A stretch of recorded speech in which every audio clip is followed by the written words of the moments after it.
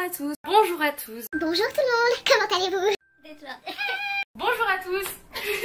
Hello, hello, hello, hello, hello. Bonjour. Hey. Bonjour, bonjour Salomé. Ceci est un au revoir. Pendant ma première année d'enseignement, j'ai fait un burn-out. Je ne vis plus à l'étranger. Je n'ai plus l'intention de vivre à l'étranger pour le moment, alors que c'était mon projet de vie. Et du coup, je reprends la chaîne. Bonjour à toutes et à tous, comment allez-vous? Et bienvenue dans une nouvelle vidéo. Ça faisait très longtemps que je n'avais pas dit ces mots. On se retrouve parce que je suis de retour. Tout simplement. Je pense que vous avez vu que de 1, la chaîne a changé de nom. Pour être plus en accord avec la personne que je suis maintenant, pour faire aussi un peu une espèce de transition depuis Kiss the Librarian que j'ai animé pendant 6 ans, et là voilà, j'avais envie d'un petit peu de changement, et comme ça enfin mon nom sur Instagram et mon nom sur YouTube sont le même.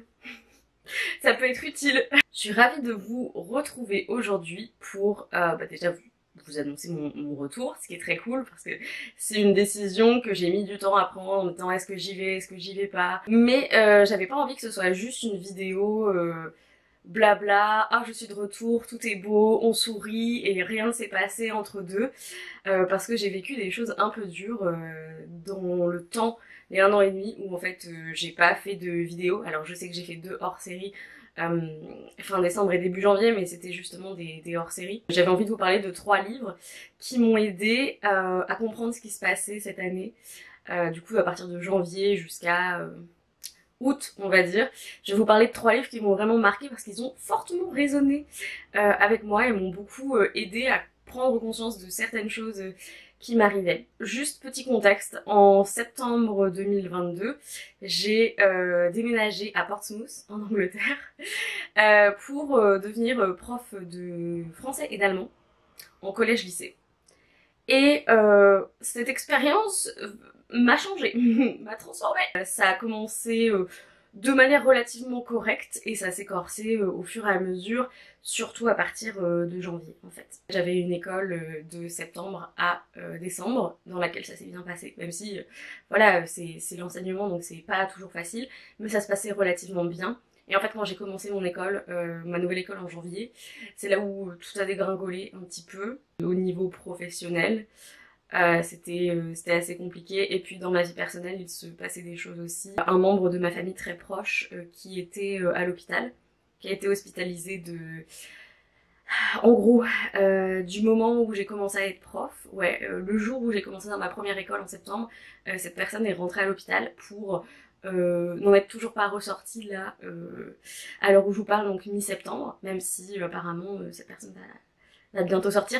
J'essaye au maximum voilà de pas donner trop de détails et de rester vague en essayant de faire comprendre dans quel contexte psychologique j'étais. Le premier livre dont j'aimerais vous parler, c'est Ressac de Digli, qui a été ma première lecture de l'année. Je sais pas comment je fais pour les choisir, mes premières lectures de l'année. Je choisis toujours des choses que je vais adorer et qui me marquent pour le reste de l'année.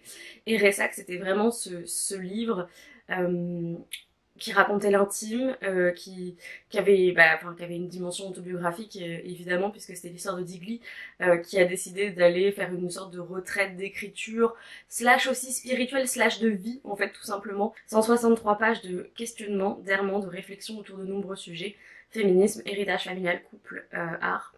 Ce livre m'a vraiment touché en plein cœur, notamment par la place que Christian, le beau-père de Digli, bipolaire et mal en point, occupe. Comment son souvenir revient sans cesse comme la marée qui reflue et remonte sur le sable, la mémoire. Quand Digli parle de cette manie d'être parée à toute éventualité, c'est de moi qu'elle parle.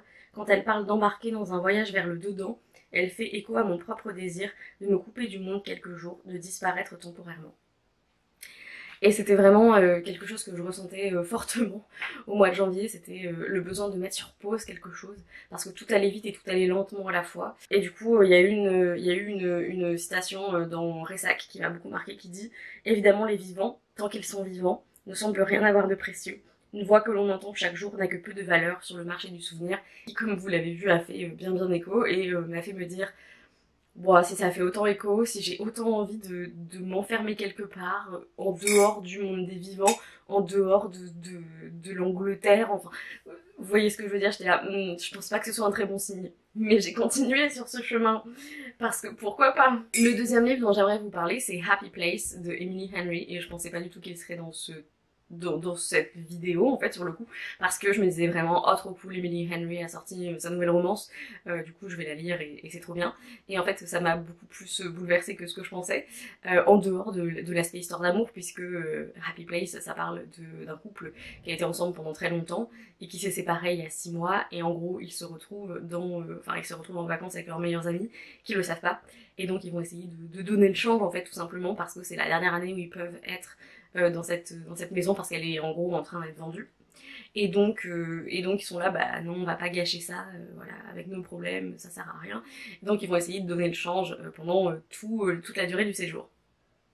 Donc c'est un peu du fake dating, c'est de la romance de la seconde chance, tout ça. C'est super mignon. Moi, ce qui m'intéressait, c'est l'histoire de cette meuf qui du coup est interne à l'hôpital. Et en fait, elle est malheureuse comme les pierres. C'est-à-dire qu'elle s'est préparée pendant des années à être médecin. Elle pensait que c'était ce qu'elle voulait.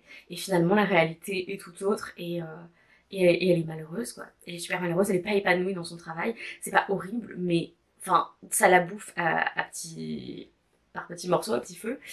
Et juste, elle réfléchit, en fait, elle est là, mais pourquoi j'arrive pas à quitter ça? Et pourquoi j'essaie toujours de donner le change? Et qu'est-ce que c'est? Et j'ai relevé une des citations qui dit I imagined them all thinking it was worth it, telling me how much they loved me. All my life when I thought about my future, that was what I pictured. Not a career, the things I thought would come with it. What was cool if not a chance to earn your worth, to prove again and again that you were measurably good. Et j'étais là en mode oh, is it talking about me? C'est la réalisation que je pouvais pas être prof, en tout cas pas dans ces conditions-là, et que je faisais un burn-out en fait. C'est une sensation très étrange quand on s'est préparé à quelque chose, à une carrière toute sa vie, et puis que tout d'un coup on est confronté à la réalité et on n'est pas épanoui et ça ne nous apporte rien de bon, et ça nous fait juste nous remettre en question sur est-ce que j'ai de la valeur en tant qu'être humain en fait, parce que vraiment c'était aussi réaliser que je mettais beaucoup d'importance dans la manière dont les gens me voyaient au travail, dans moi. Si je réussissais dans mon travail, en fait, ça changeait un peu la valeur que je m'accordais en tant qu'être humain. Et c'est un petit peu compliqué de penser comme ça. Donc ça a vachement résonné. C'était en dehors de faire quelque chose qui la rendait heureuse, c'était trouver un endroit où elle pouvait s'épanouir, où elle était avec sa famille, avec des gens qu'elle aimait, etc. Et c'est pour ça que j'ai déménagé à Rennes. Le titre Happy Place, en fait, au fur et à mesure de tous ces mois qui étaient assez sombres, que ce soit professionnellement, personnellement, un peu the silver lining, la lueur, le phare dans la nuit, c'était tous les moments que je passais à Rennes avec un groupe d'amis en particulier qui m'a beaucoup aidée, parce que tout simplement, en fait, on n'en parlait pas forcément, ils me posaient pas de questions, mais c'était juste une espèce de bienveillance totale pour tout ce qui se passait, et puis un degré d'acceptation de qui j'étais et qui je suis, que j'avais rarement ressenti avec des gens en fait, et surtout un groupe. Et là ça fait à peu près 1 mois que je suis ici et j'enseigne pas du tout. Je travaille, je fais un plein temps dans un cinéma à Rennes, et je pense pouvoir dire que ça commence à être carrément mieux, ma vie, de ces derniers temps. Et le dernier livre dont j'aimerais vous parler, qui fait écho un petit peu à plutôt ce qui se passe en ce moment, des grandes réflexions, c'est que j'ai lu la duologie pour l'instant, un psaume pour les recyclés sauvages et une prière pour les cygnes timides. J'ai lu ça en août et ça a aussi beaucoup résonné avec ce qui se passait, avec beaucoup de questionnements. En fait, cette année, c'est vraiment l'année des questionnements et de remettre des choses en place et de se dire il faut changer de vie, il faut changer d'angle, de point de vue, en fait, d'angle de vue sur plein de trucs parce que ça fonctionne pas. Et ouais, beaucoup de remises en question. Et du coup, c'est l'histoire d'un moine, enfin, de frère d'Aix, qui rencontre un robot. Ils vont parler, ils vont philosopher sur la vie, sur la nature, tout ça. Et moi, ça m'a énormément marqué. Et notamment, on a cette citation, tu n'arrêtes pas de demander pourquoi ton travail ne suffit pas, et je ne sais pas quoi te répondre, parce qu'exister dans le monde et l'admirer, ça suffit. Tu n'as pas besoin de justifier ni de mériter ton existence. Tu as le droit de te laisser vivre. Et j'ai lu ça, j'étais là.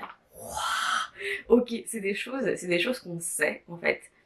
C'est des choses qu'on sait en théorie, mais de les ressentir, puis de les voir écrites et d'avoir ce sentiment un peu validé, j'étais en mode ok, on tient quelque chose de vraiment hyper intéressant. Et Becky Chambers, on en a parlé sur le BookTube francophone en long, en large et en travers, parce que y a beaucoup de personnes qui l'adorent à raison en fait. Et cette année, cette fin d'année ou début de l'année prochaine, j'ai vraiment envie de continuer à lire tout ce qu'elle a écrit. C'est la conclusion de ces 3 livres, de ce triptyque, qui explique un peu dans quel état d'esprit j'ai été au fur et à mesure de l'année, de janvier jusqu'à août en fait. Et c'est vraiment 3 livres qui ont fortement résonné et qui m'ont beaucoup aidée et que j'ai adoré. C'est des pansements, c'est des miroirs, c'est un énorme câlin à certains moments.